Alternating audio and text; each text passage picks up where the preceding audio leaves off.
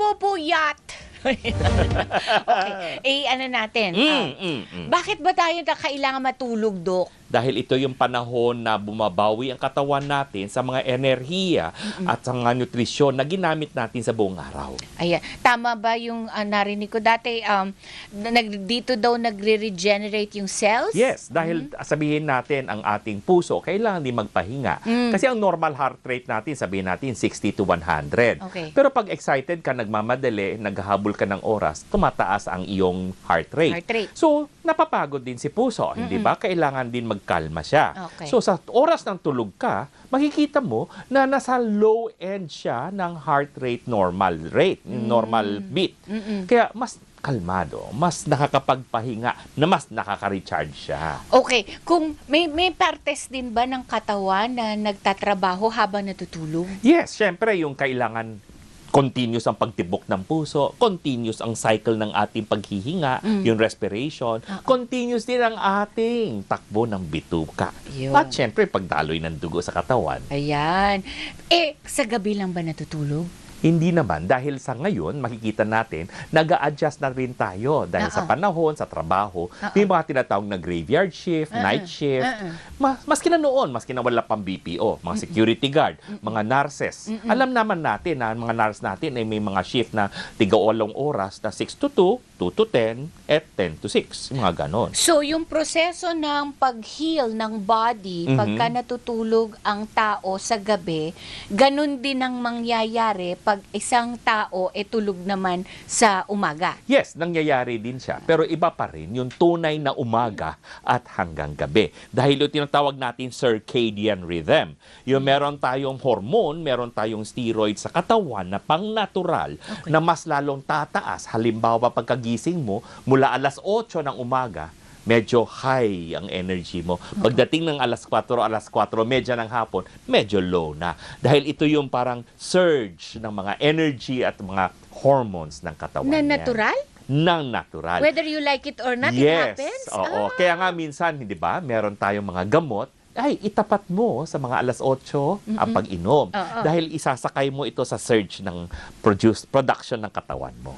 So paano yung nagbabago-bago ng shift? Yun nga, nag-a-adjust tayo. Kaya nga sabihin natin, nakikita natin yung adjustment sa graveyard shift or night shift ay hindi naman tipong itong linggo, ito ganun, next susunod na linggo ay... May ganun, Dok. Yun nga, yun ang ata... Abrupt. Yun ang gusto natin ayusin o baguhin o pakiusap sa ating mga employer o mga opisina para maayos. Dahil nag-a-adjust ang katawan natin. Oo nga. Ganun na lang. Sa mga may pagkakataon magbiyahe sa ibang bansa, nakikita natin yung tinatawag na jet lag. Di ba? Sa unang ilan araw, medyo hirap kang matulog, pagod ang pakiramdam mo. Dahil ang tulog mo ay, sabihin natin, disrupted. Na iba. Di ba? Ganun din po ang mga shift sa pagtrabaho natin.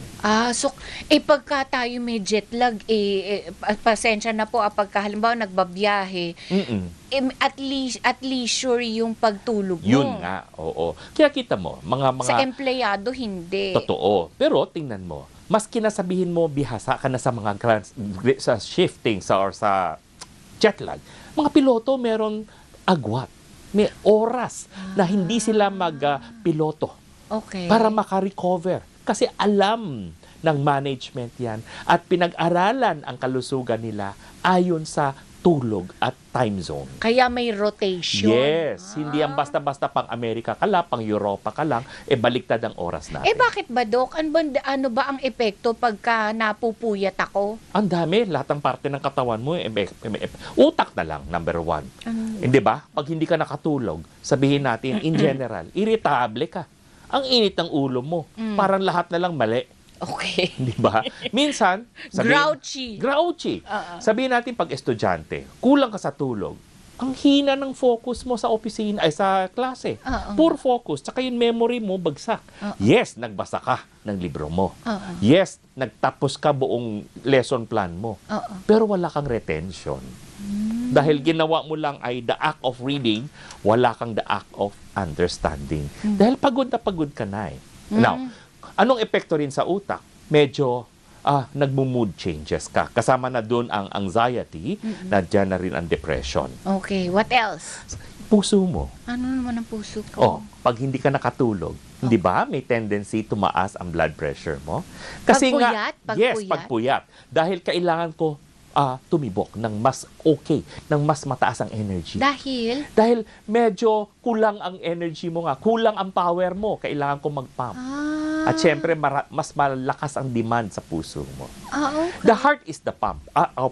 The heart is a pump. Oh, yes. So, parang pagpagod ang pump, mas energy consuming siya. Okay. At syempre, yung risk of heart attack and stroke. Nakakaloka naman yun. Pero it doesn't happen naman overnight. Hindi naman, dahil hindi naman sa isang puyatan ay magkakaroon ka na. Pero kung ito ay series, cyclical, medyo red flag yun. Ilang oras ba dapat natutulog ang tao? Ang pangkaraniwan, sabihin natin, 7 hanggang 9 na oras sa isang adult. At mas mahaba pa pag teen at bata. Pag bata. Di ba? Now, meron tayong sabihin natin sa mga may edad or senior, may pagkakataon na sa hapon ay nasisiesta. Ay isama na natin sa bilang natin. Kasama na yun. Isama na natin yun.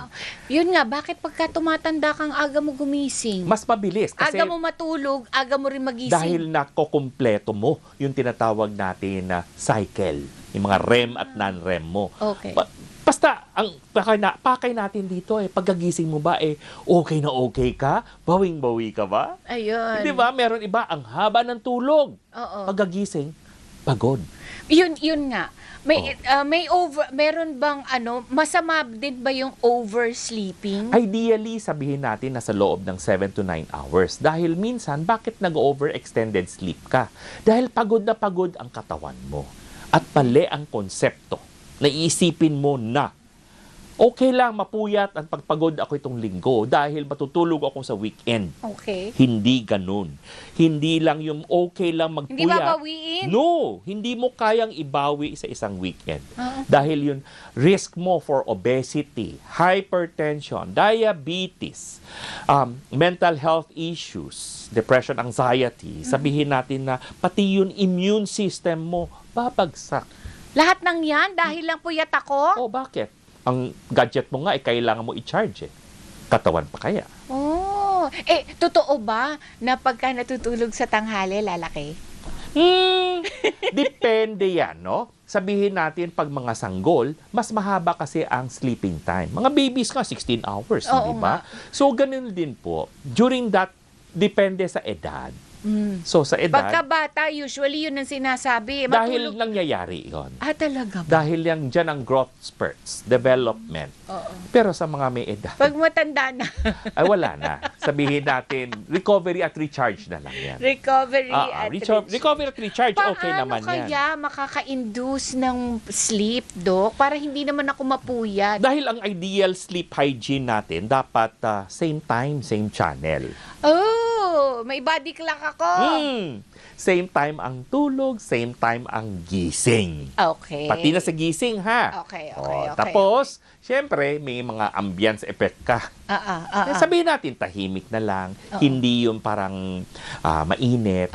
Tama lang. Hindi naman sinasabi kong may aircon Dapat okay ka. Komportable. At syempre, huwag ka mag-caffeine or magkape-kape ka dyan, matutulog ka. Kung ang kape ba ay may epekto sa'yo. Depende yan May mga tao walang kwenta, walang epekto sa kanila ang caffeine. Pero yung iba, sabihin natin, 4 to 6 hours before, dapat wala na. Kaya may maroon tayong nakikita mga article na mga 4 p.m. last coffee mo na, ha? Kasi mga 9 matutulog ka. Okay. Ano pa ba yung mga aspetong nakakaapekto sa pagtulog, Doc? Aspeto? Yung trabaho. Trabaho. Sino sa populasyon ng Pilipinas ang apektado sa sinasabi natin pagpupuyat? Sinasabi ko una, yun mga may graveyard shift sa BPO industry, mga may shifting. Estudyante. Bakit? Aral-aral. Kasi cramming ka. Kram. Dahil kung araw-araw ay nag-aaral ka, pag uwi mo ng 2 oras, hindi mo kailangan magpuyat. Di ba? Okay. Pangatlo, sino pa? Mga magulang. Mga magulang na nag-aalala sa mga anak pang hindi pa umuuwi. Mga anak pang hindi pa kumakain. Mga magulang na nagmamahal.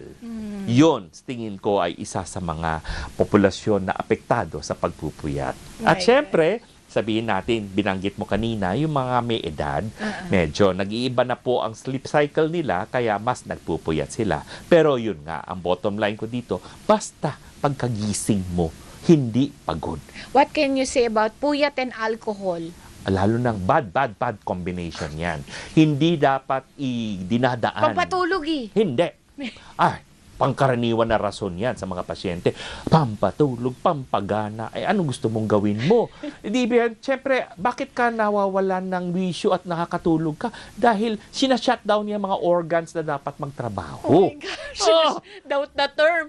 Shutdown. O, teka muna si Ag, meron tanong, tama po ba na maligo kahit puyat? Eh, bakit hindi? Ano ba ang epekto ng pagligo? Magigising ka lang. Mapapasma daw o kaya mabubulag. Wala. Hindi po mangyayari po ang matulog na basa ang buhok, mabubulag ka, o sabihin natin, wala po. Yun lang, mawawala yun antok mo. Ay. Yun lang masasabi. Pero hindi ako, nagsha-shower ako bago matulog. Meron akong may ritual ka. Pero pag hindi ko nagawa yun, Dok, hindi ako makakatulog. Yun nga dahil sa iyo, dapat ma-wash off mo yung mga... Galing ko sa labas. Sa labas di ba? Yes, oo. Si Lucy, ng Iturriaga ng Tansa, Cavite. Hi, Doc. Masama po ba if matulog ng 11 p.m., wake up ng 6 a.m.? Hindi naman, maayos naman. Kung talagang ganun Within ang cycle. 7 to 9 yun basta bawing-bawi ang pakiramdam mo. Okay. Si Roslyn Villarreal. Good PM, Doc Dennis. Ask po kung nakaka-low blood po ba ang pagpuyat. Hindi. Sabi ni Doc, pag nakakataas kanina. Oo, kasi ang low blood, ang tinutukoy natin dito ay yung tinatawag ng complete blood count. Padalas natin naririnig ito, Dok, may iniinom akong vitamina kasi puyat ako palagi at naglo-low blood ako. Pero tingnan mo naman ang itsura niya, pink na pink ang palad niya, pink na pink ang labi, at maayos naman, no? Pati yung kaniyang tinatawag na conjunctiva, saan mo napulot na low blood ka? At anong numero ang tinutukoy mong low blood? Nagpa-complete blood count ka, hindi. Saan mo nalaman? Sabi nila. Yun lang. Hanggang doon lang. Kasi puyat ka. So, kailangan mo ng Pero ang ibig ko sabihin, ang nakukuha ko sa ganung klaseng konsepto is, pag puyat ka, wala kang energy. Kaya ang pakiramdam mo, low blood ka. Pero ang tinutukoy natin dito, low energy ka, low power output ka. Dapat mag-recover ka. Magkaiba yung low blood sa low energy. Okay. Naku, baka kayo nabite. Nasa Facebook at TikTok si Doc. Siyempre, nandun po tayo sa ating mga social media accounts natin. Gamitin lang po ang ating username at Doc Dennis Official. Pwede mag-like, follow at share para sa iba pang mga payong medikal o anumang makabuluhang huntahan na may kinalaman sa kalusugan. Mag-message lang kayo.